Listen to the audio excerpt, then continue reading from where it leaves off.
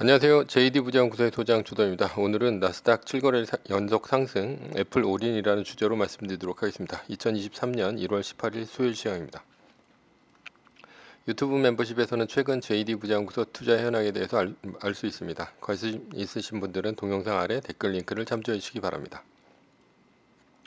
뉴욕마켓워치 실적수와 BOJ 관망세 주가 국채 혼조 달러 올랐다라는 기사가 있는데요. 어제는 나스닥이 0.14% 올랐으나 S&P 500 지수는 0.20%, 다우존스 지수는 1.14% 떨어지면서 대조를 이뤘습니다. 메인 이슈입니다. 나스닥 7거래일 연속 상승 애플 올인. 나스닥이 7거래일 연속으로 올랐습니다. 작년과는 확연히 다른 모습입니다. 작년에는 다우존스 지수가 오르고 나스닥이 떨어지는 날이 훨씬 많았습니다. 하지만 올해는 나스닥이 오르고 상대적으로 다우존스 지수가 떨어지고 있습니다. 원인은 이제 인플레이션이 정점에 다다랐기 때문에 연준은 금리 정점에 이를 것이고 그로 인해 금리에 민감한 나스닥이 오를 것이란 이유입니다. 상대적으로 경기 방어적 성격이 강한 다우존스 지수는 작년에 덜 떨어졌고 올해는 돈이 기술주로 몰리면서 소외되고 있습니다. 어제는 골드만삭스가 어닝 쇼크로 약 7% 떨어지며 흔들려서 그렇다고 하지만 그래도 현재 대세는 나스닥입니다. 물론 지금이 나스닥은 단기 랠리이니 팔라는 말이 있지만 누구도 단기 랠리인지 아니면 랠리의 시작인지는 아무도 모릅니다. 오늘은 지난주와 비슷한 해설입니다. 마이너스 3% 종료와 테슬라 치킨 게임 2에 관한 얘기입니다. 어제는 매뉴얼상 애플 올인의 날입니다. 나스닥 마이너스 3%가 뜬 날은 2022년 12월 15일입니다. 따라서 매뉴얼상으로 마이너스 3%가 종료되는 시점은 한 달 플러스 1일 이후인 2023년 1월 16일이 됩니다. 그러나 한국 시간 1월 17일이 화요일 휴장이었기 때문에 1월 18일 수요일 장 종료 시각입니다. 이때까지 종료까지 나스닥이 마이너스 3%가 더 이상 뜨지 않으면 올인입니다. 지금까지 포지션은 애플이 60%, 달러 40%였습니다. 종료 시각까지 나스닥은 마이너스 3%가 뜨지 않았으니 달러 40%를 모두 애플로 사면 됩니다. 12월 15일 종가에 애플은 136.50달러였습니다. 그리고 어제 종가는 애플이 135.94달러입니다. 약간의 손해 갔지만 사실은 2023년 1월 3일에 127.41달러 밑으로 떨어졌기 때문에 10%를 더 샀죠. 그래서 포지션이 애플 50, 달러 50에서 애플 60, 달러 40으로 바뀌었습니다. 따라서 이대로 쭉 오른다면 기간 매뉴얼이 싸게 산 꼴이 됩니다. 지난번에도 얘기했듯이 이번에는 기간 매뉴얼을 폐기할 것인지 지켜볼 것입니다. 기간 매뉴얼은 나스닥이 마이너스 3% 뜨면 종료하는 기간을 말합니다. 나스닥이 한번 마이너스 3%가 뜨면 한 달 플러스 1일 이후까지 나스닥이 마이너스 3%가 뜨지 않으면 올인입니다. 나스닥이 한 달에 4번 마이너스 3%가 뜨면 공항으로 간주하고 두 달 플러스 1일까지 나스닥 마이너스 3%가 뜨지 않으면 8거래일 상승이나 그때가 올인이 됩니다. 이 세 가지 경우가 기간 매뉴얼입니다. 전에는 나스닥 마이너스 3%의 종료는 이 세 가지 경우밖에 없었습니다. 그러나 매뉴얼이 V자 반등이 들어오고 나서는 마이너스 3%가 떠도 바닥에서 10% 올라가면 V자 반등으로 간주해서 올인하는 매뉴얼이 생겼습니다. 그리고 2008년도부터는 시뮬레이션을 해보니 대부분은 V자 반등이 먼저 일어났고 수익률도 V자 반등이 기간 매뉴얼을 앞섰습니다. 지난해 11월 2일 나스닥 마이너스 3%가 떴습니다. 그리고 한 달 플러스 1일 이후인 12월 5일에 146.63달러에 애플에 올인했습니다. 이번에는 기간 매뉴얼이 V자 반등보다 앞서서 일어났습니다. 예외적인 경우이죠. 그러나 올인 이후 2.5% 떨어지면서 애플 10%를 팔면서 리밸런싱에 들어갔고요. 그리고 12월 15일에 마이너스 3%가 뜨면서 136.50달러에 40%를 더 팔아서 총 애플 50%를 팔 수밖에 없었죠. 결과적으로 기간 매뉴얼로 손해를 보았습니다.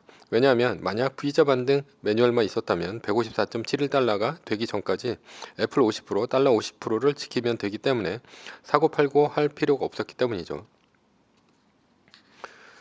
이번에도 나스닥 마이너스 3% 종료의 매뉴얼에 V자 반등만 있었다면 127.41달러에 들어갔기 때문에 이제 10% 올라가는 145.61달러 이때가 V자 반등 마이너스 3% 종료일이 됩니다. 그런데 이번에도 올인 이후 애플이 145.61달러를 넘어간다면 V자 반등보다 기간 매뉴얼이 유리하기 때문에 기간 매뉴얼은 남아있게 되는데요. 매뉴얼로.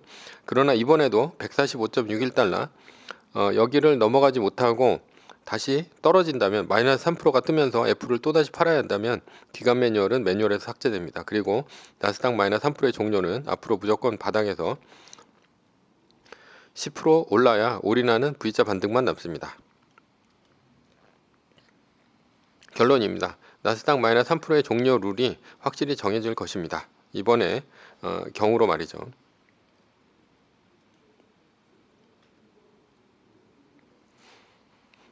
서브 이슈입니다. 테슬라의 전기차 치킨 게임 2. 지난해 글로벌 판매 신차 10대 중 한 대 전기차 치킨 게임이 긴가민가 했지만 확실해졌습니다. 원래 글로벌 자동차 기업은 연간 950만 대에서 1000만 대 정도가 팔립니다. 그래서 10%를 100만 대 정도로 보았습니다. 그래서 테슬라가 시작한 치킨 게임이 좀 이른 감이 있다고 보았습니다. 그러나 기사 내용으로 본다면 작년에는 7,800만 대 정도로 팔린 것으로 보입니다. 그러니 전기차가 780만 대 팔렸는데 10%라고 하지 않았습니까? 그러니 전기차 점유율이 10%를 지난해 달성했던 것이고 테슬라가 치킨 게임을 한 시점이 전혀 빠르지 않았습니다. 시그모이드 곡선인데요. 10% 될 때까지 10% 될 때까지는 그 시장 점유율이 아주 중요한 이정표를 넘었다 이렇게 기사에서 나오는데 그렇다면 이제 10%가 왜 중요한가?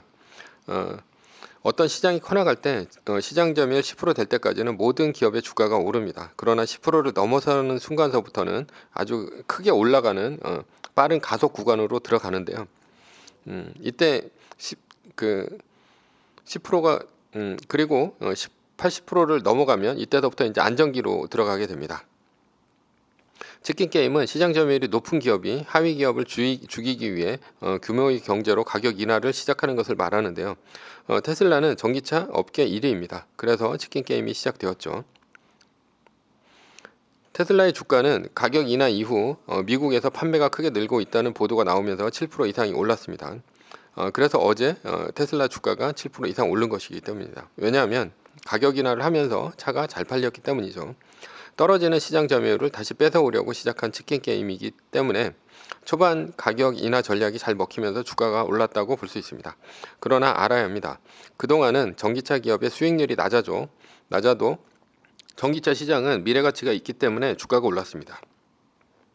그러나 10%가 넘어가는 순간부터는 시장 점유율 싸움이 됩니다. 따라서 미래가치는 이제 주가에 포함이 안 됩니다. 철저하게 숫자 싸움이 됩니다. 숫자 싸움이란 시장 점유율과 순이익입니다. 치킨 게임은 시장 점유율을 높이지만 가격을 싸게 파니 순이익은 떨어집니다. 따라서 순이익을 높이려면 더 많은 설비 투자를 통해 시장 점유율을 높여야 합니다. 그러나 이것은 지리한 싸움이 될 것입니다. 왜냐하면 전기차 후발주자가 나가 떨어질 때까지 순이익을 희생시켜 설비 투자, R&D 투자가 끊임없이 이어지기 때문입니다. 설비 투자 기업의 주가에는 특징이 있습니다. 예를 들어 정유기업이 대표적인 설비 투자 기업인데요. 이런 기업의 주가 추이를 보면 주가가 낮을 때가 언제입니까? 설비 투자를 할 때입니다. 주가가 2년 정도를 선행합니다. 따라서 설비 투자를 지금 시작한다면 설비 투자 시점부터 막대한 돈이 들어가게 되어 있습니다.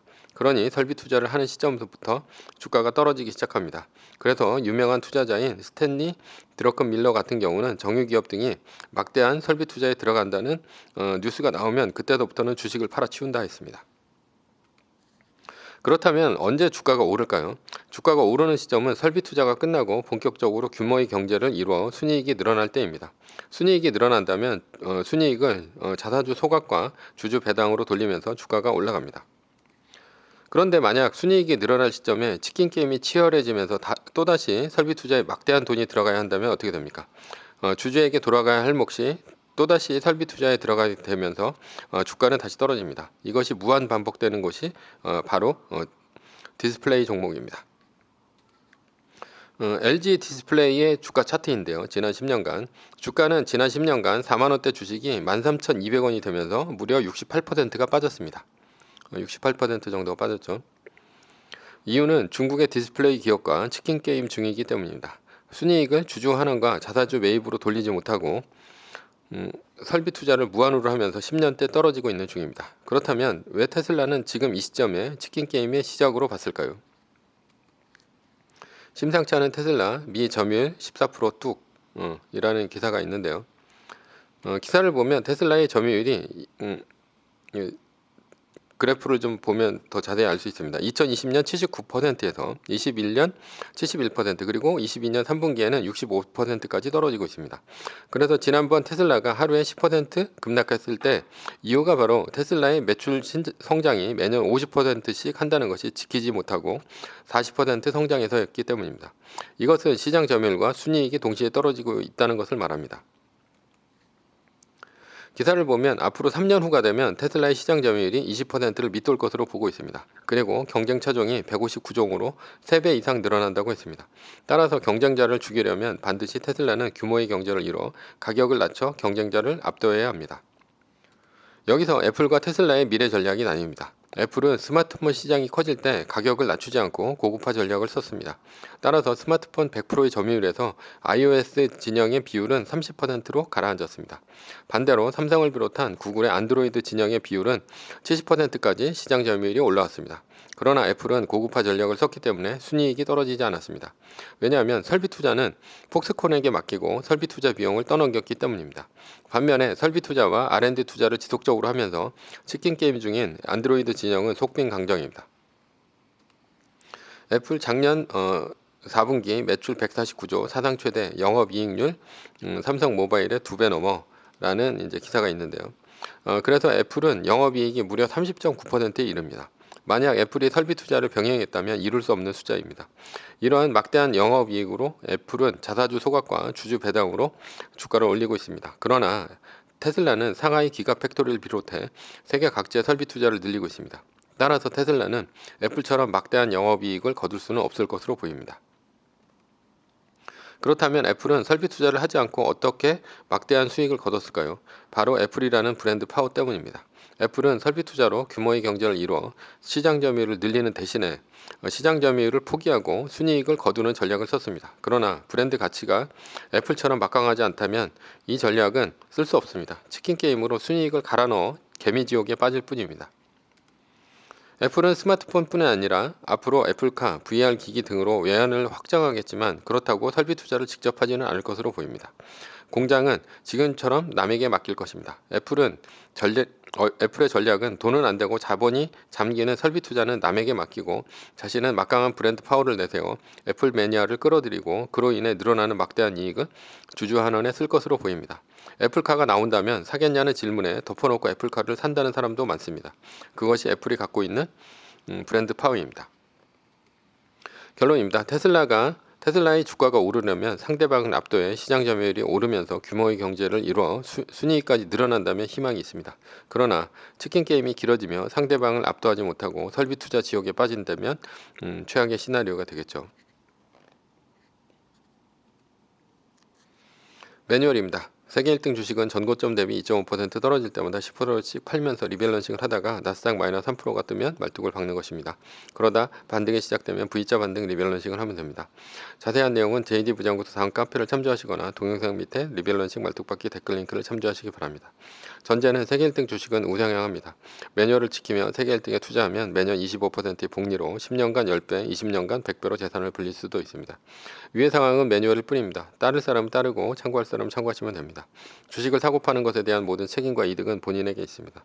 매뉴얼을 지키려면 머리를 쓰지 말고 머리를 쓰려면 매뉴얼을 지키지 맙시다.